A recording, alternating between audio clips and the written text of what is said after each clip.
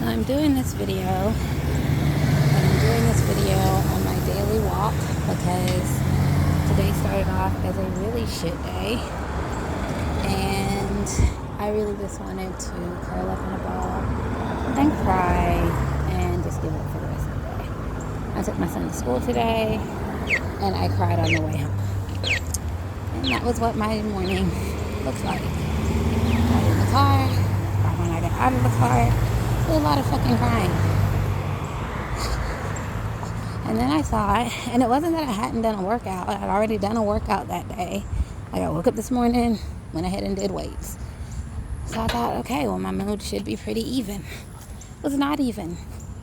I felt incredibly sad when the weight of my daughter's death just settled over me. Settled over me like I was insignificant. And it sucks. And so I cried. I cry a lot.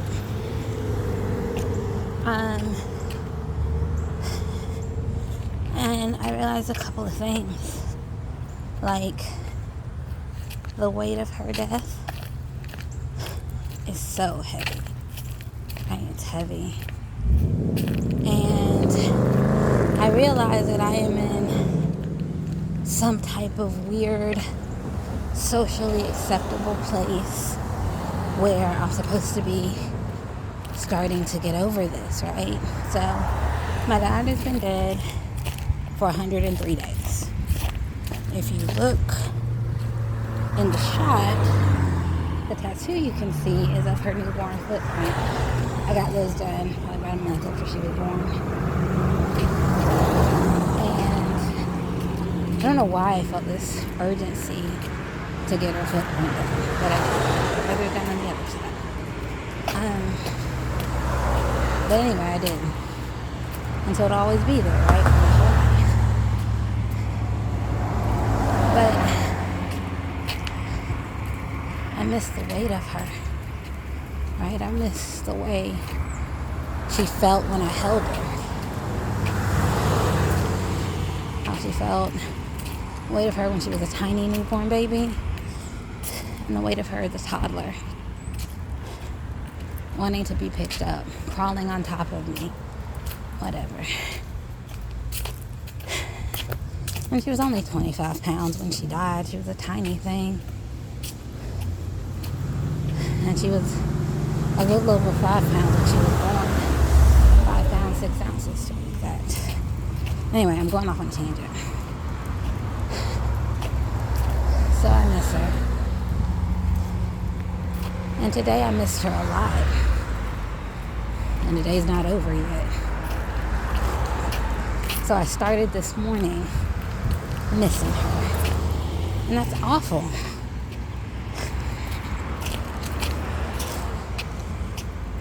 And I realized that, like, there's this huge steel wall that slammed down between me and my child when she died.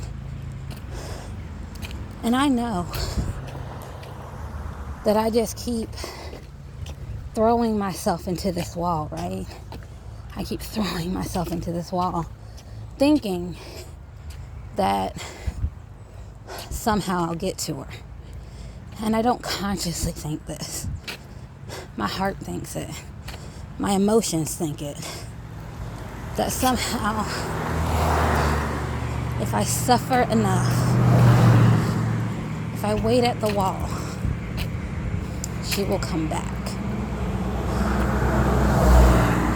Or I'll get some magic time capsule or something, and I'll go back to the before where she was alive.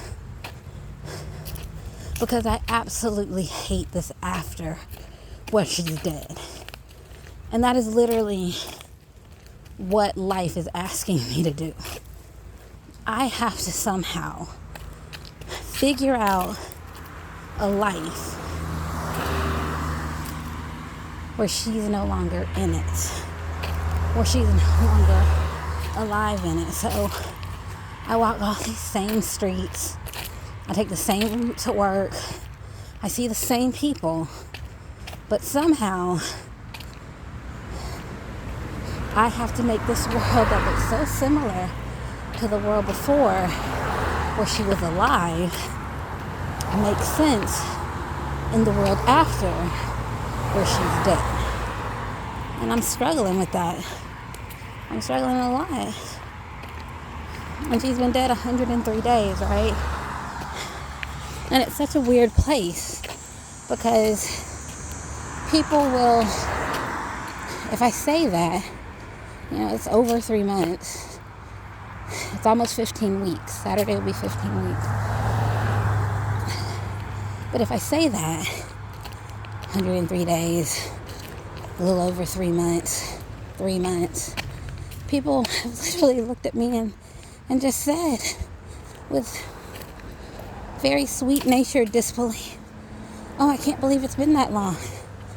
And my next thought, even if I don't say it, but I'm sure my face says it, is disbelief. Like, what do you mean that long? For me, that was 5 minutes ago. She's been dead for 5 minutes. And then I have to remember that my life stopped. Her father's life stopped. Even her brother's, to some extent, his life stopped.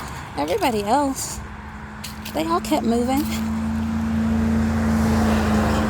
Their lives kept going on. And when I'm honest, so did mine. My bills kept being due. My heart kept on beating. My job eventually started asking, hey, do you think you can come in and pick up a shift here and there? Not in a pushy way,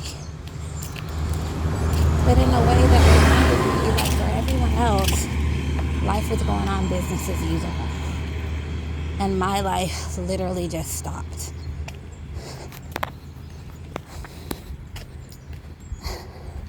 I remember one of my friends, and I live in the Deep South. Everyone is super religious. And I remember one of my friends saying, well, May went to heaven. She'd already been tested. She didn't need to prove herself in this world. And I was like, well, then why would she die? She's already been tested. What's the purpose of killing a 2-year-old? And my friend looks at me and she says, it's not to test her, it's to test you. And I'm thinking to myself, like, what kind of a God kills a 2-year-old to test the mother? And my next thought is that God can fuck off. So, and I remember feeling so enraged. And also knowing that she didn't mean it to upset me. She wasn't trying to say anything that made my pain any worse. The truth of the matter is, beneath all of this, she was trying to be comforting. Trying to encourage me that through my daughter's death, somehow it was going to make me better. That I was going to figure out who I really needed to be. And maybe that's true. But I don't think any deity killed her for it. I don't think my daughter volunteered as tribute. What I do believe is that the world is natural. And natural, terrible things happen. No ghost snuck into my daughter's heart and put a gazillion tiny tumors in it until it finally wouldn't beat anymore. Nobody did that. There are all types of random natural things that happen. And this time, a random natural thing happened to my child. And now she's dead. But it's not to test me to see what type of character I'm going to have. But people will say things like that because they think they're helpful. But they're really not. They're hurtful. So I'm no grief counselor. I'm not even a grief coach. I'm just a mom who lost her child. And this is how I'm working through this whole god-awful process.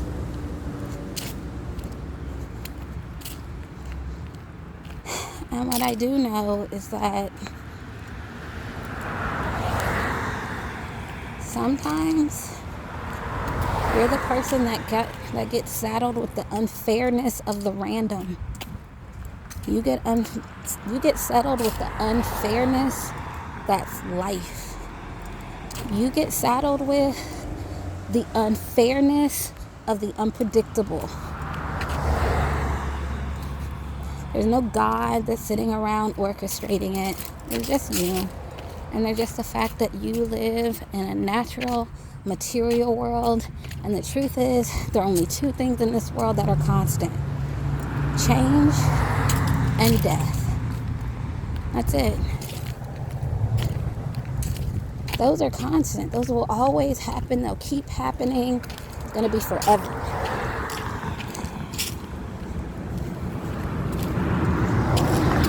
Fairness doesn't figure into the equation. It doesn't care about fair. It doesn't care about your youth. It doesn't care about how much you loved it. It is indifferent to those things. Truthfully, the world doesn't even care if it stays in balance. It'll just adjust. But it's hard accepting that. And this morning when I woke up, it felt impossibly hard. And so that's why you're in a walk with me right now.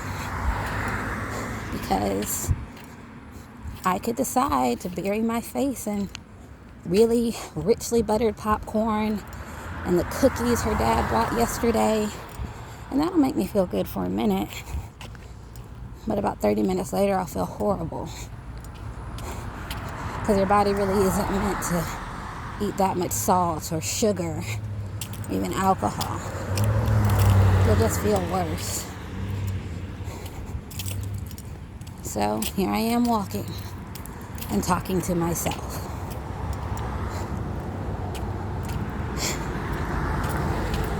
So I realize that people mean to be helpful. They want to be. But they don't know how.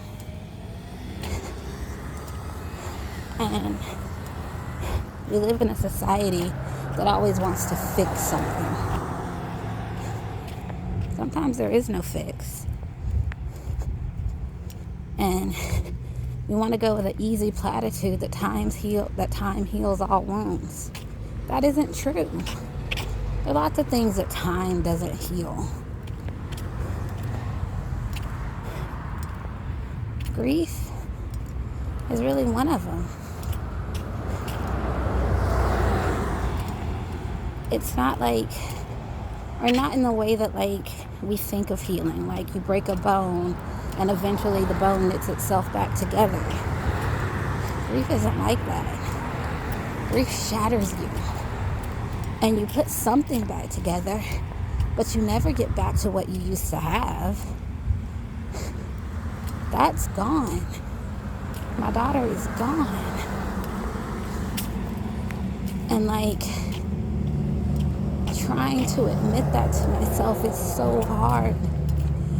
So I'm 103 days in, and it's supposed to be some type of magical milestone at 3 months where, oh, you're starting to accept the death. And that part is partially true. You do start to accept that the more days that go by are more days since you last saw the person or held them or kissed their forehead. Your mind does accept that. But the part they don't tell you is that you're going to keep knocking yourself against that steel wall. There's no way, well, there is a way, but there's no way that you can get through to the other side of death and you still stay alive. You don't get to do both. There's no halfway. So, the truth is, you're going to keep knocking yourself into that wall until you really accept that no amount of knocking is going to open that door. And that's the part I'm struggling with right now. The fact that I spent 103 days knocking myself into the wall and it still won't fucking open.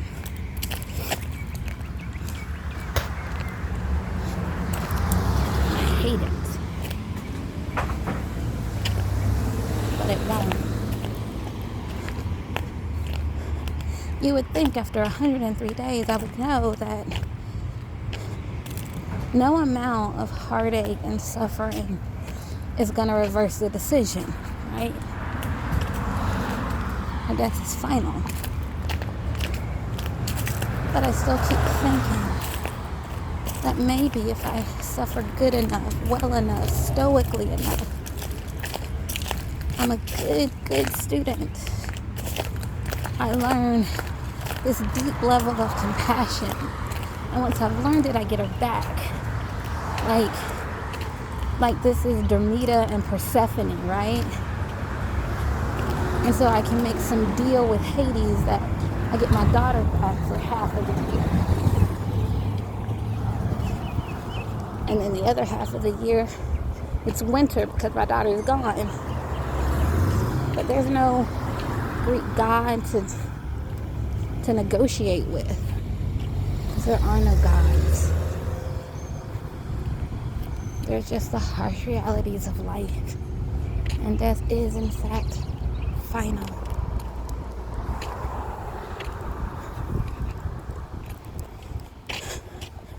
And even if I say this, I feel a little bit better just saying it out loud, right? But that doesn't change it. It doesn't mean that in 2 days or tomorrow I won't look up thinking, okay, I demonstrated how good I can do grief, so now give her back. Because there's still that part of me that's thinking, okay, now I've done enough to earn her back.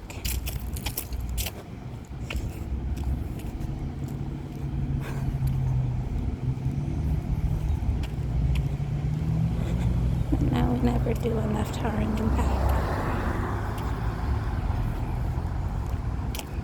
The lesson is supposed to be that we do enough to learn how to carry them forward. And that lesson is just really, really hard for me. It's like learning calculus. I hated that too.